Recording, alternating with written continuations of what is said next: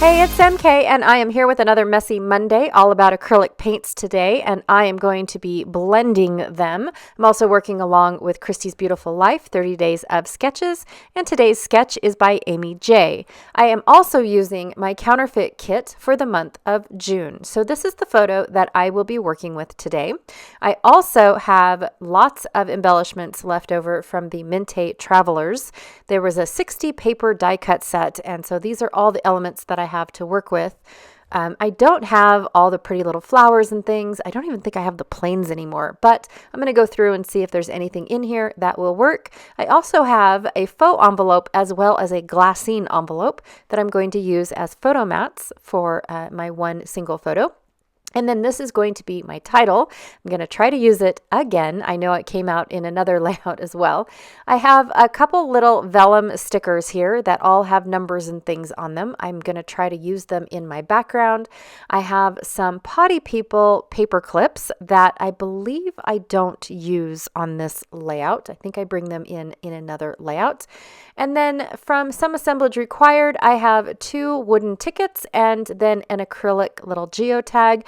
Now, I thought about taking these diamond tickets out because my geotag has a star in it, and I thought about bringing in the star tickets, but I only have one left out of this whole set.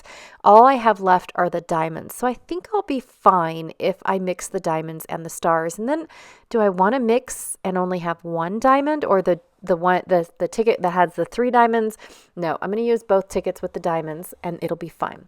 From Dusty Attic, I have 3 chipboard pieces, all from 3 different sets. The film strip one that I already painted came from that large fern set. And then I have one of the 49 and Market photo frames. Here are the paints that I will be working with today. They are by Liquitex. And it's just a little set that I picked up at a secondhand shop. And I believe I'm going to be using Burnt Umber, Titanium White, and this last one is Rust, I believe. Oh, Red Oxide, I think is what that said. I apologize. And then I've got a sponge brush, and then this piece here from Magnolia Design. It's a different texture tool that is actually for spreading out paint through a stencil, and all the different little cutouts are for the different little areas that you can get into tinier spaces on a stencil and make multiple colors, or not make them, but apply multiple colors. And then from Crafty Garden, I will be using this piece. At first I thought I was just going to use the gray, but I end up using both sides. And then I have this white plain piece of cardstock that I'm going to make my background out of.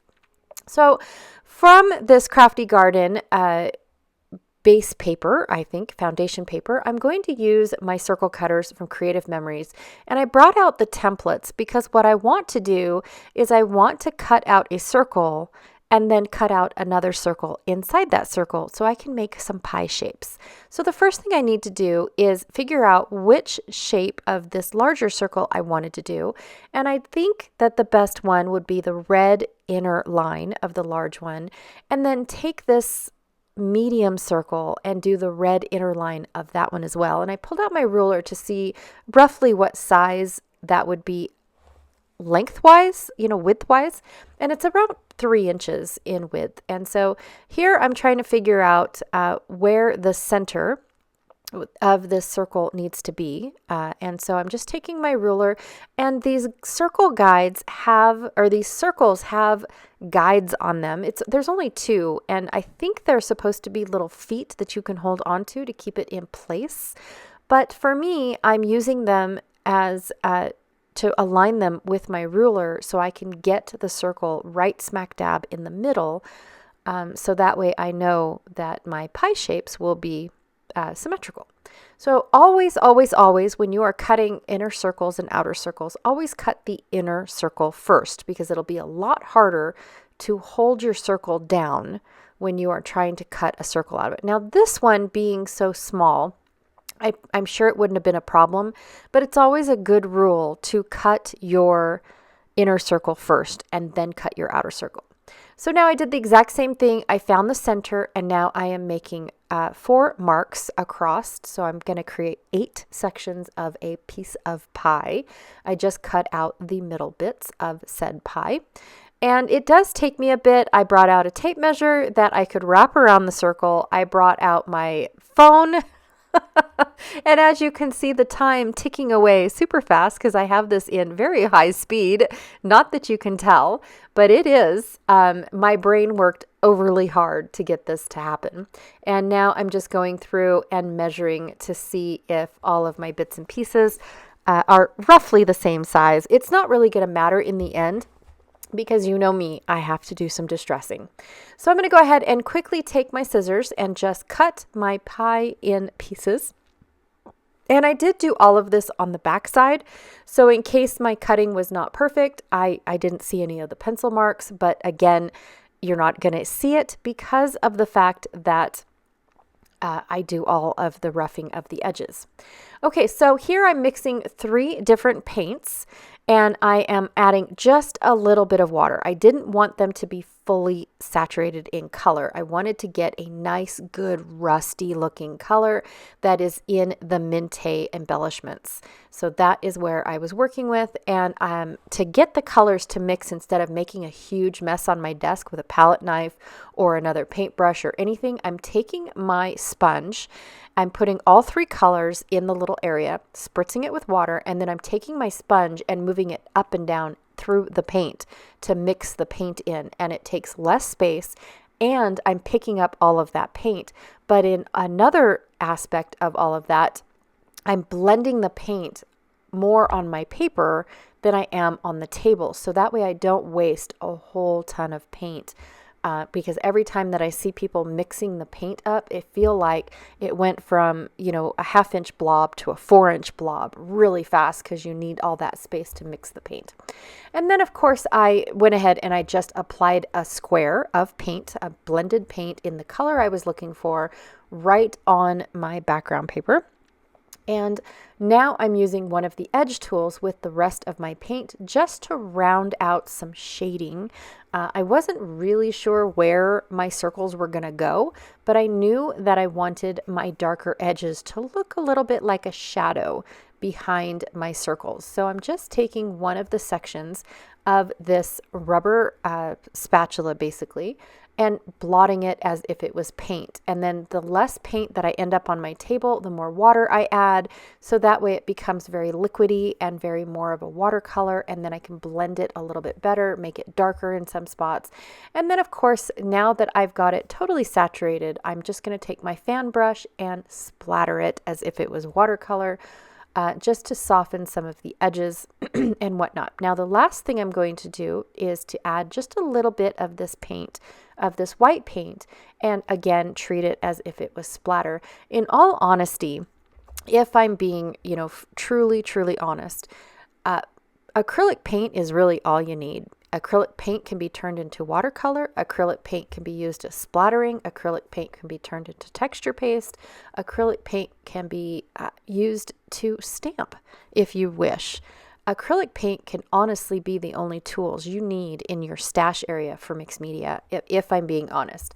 But I do like having everything else already pre-made for me. So when it comes to watercoloring, texture paste, things like that, I will use all of that. But I think in the outsourcing of it all, once I'm done, I think I'm going to just use acrylic paint because it's easy to transform it into any media that I really need.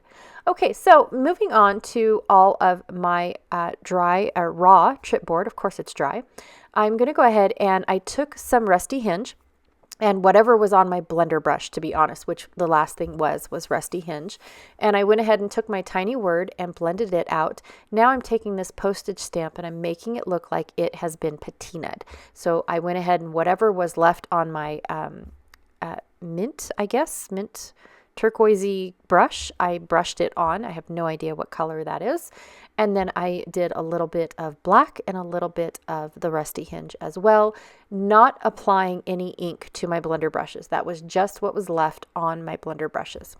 Okay, so when I applied my pie pieces back to my layout, I decided that I didn't really like just the stark white, plus the curl of the paint was kind of driving me a little nuts.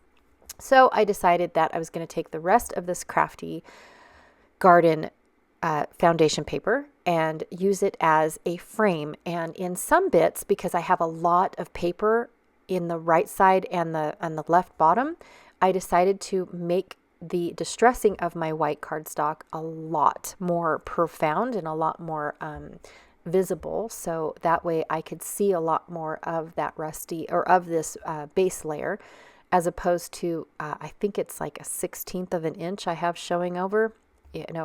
Barely anything to go brag home about, but I think that this works really well, and I do like the extra addition of the distressed edges, even though they are not in Amee's layout or sketch. But my flower, or her flower, is represented by this pie piece. And then, of course, the splattering that she has going from the left corner down into the right corner is actually going to get replaced. I do have splattering, but it's going to get replaced by some of those vellum stickers. Sorry, vellum is a hard word for me to remember what it is. I always want to call it vinyl. It's not vinyl, it's vellum. So I'm going to go ahead, and I did off camera went and I stitched around all of these pie pieces. You can't see it except for in the close-ups, but I used a rust color thread. It was brand new. I didn't even know I owned it. It was awesome. It was a great find. Yay. And I am separating my pieces out quite a bit because I know that with this large envelope and my oversized photo, it's going to take up a lot of space. I am only using one photo instead of 4, but like Amee's sketch, I am going to try to keep everything concentrated to the bottom portion of my photo, as well as the left side and going up to the left top of my photo. So I'm going to go ahead and affix affix, that's a fancy word. I'm going to go ahead and glue my envelopes together. And then I want to keep the glassine envelope as I can put hidden journaling in. So I'm going to not close that up. I'm going to leave the flap open and then allow me to put in some mixed journaling, and I'll show that at the end once I am done decorating everything. Here I struggle really hard at getting these vellum stickers off, and I accidentally ripped one of them. I think the first one is the one I accidentally ripped, and then I thought, well, now I have twice as many, so I can use more pieces in more places. That was an ingenious mistake. I love that. So I'm going to go ahead and just put my vellum pieces around. Now, these vellum pieces came in a kit. I don't know if they came in a Not Just for Boys kit, or if they came in another random kit that I subscribed to just to try them out. I don't usually do scrapbook kits because most of them are not my style. And I say that not to misjudge any of them, but most of them are rather girly. Most of them have a lot of pink, a lot of flowers, a lot of pieces I struggle to use. I can't say that I don't like them, that I don't like looking at them, but I know me and I know I can't use them. And so, with that being said, I do try them out every now and then I quickly cancel the subscription because I know that I won't be able to use every single kit that they come out with. So I'm not really sure where these vellum pieces come from.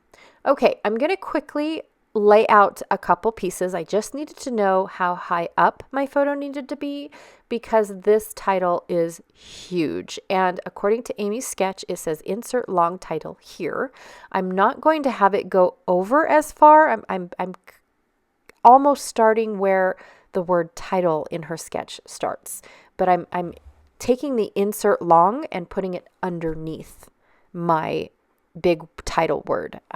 And so that way it's just basically reversing it because I didn't really want to cover up a lot of that aqua envelope because of the fact that the word epic is very bold and very solid. So if I was to have covered it up, then I wouldn't have been able to see that really pretty color, which is mostly down at the bottom where the darkness of that envelope is, or faux envelope, I should say. All right, so here I'm just trying to see and make sure that my finger is straight, but because my white cardstock was not, my finger was straight, my photo, oh my god. Yep, some things that just pop out of my mouth just make me giggle.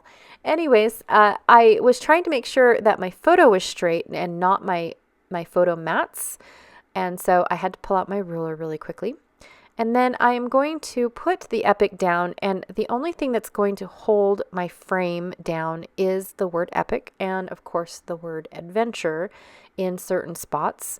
But here in a bit, I have to fix it because the word epic is crooked and not quite straight. So I will need to fix that. There it goes.